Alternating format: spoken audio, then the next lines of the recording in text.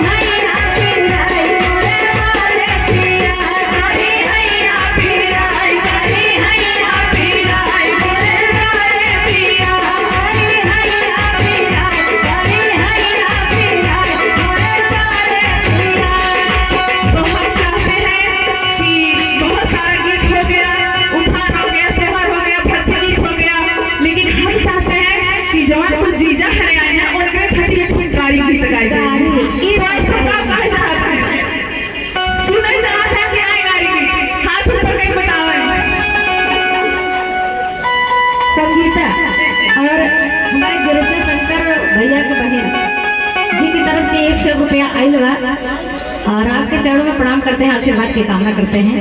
हाँ और गाय गाहे को कैसे बकरी के आरी आरी बाबूरी छितावे हो बकरी के आरी आरी बाबूरी छितावे बिचारा में कोई चोराई काहे तारा से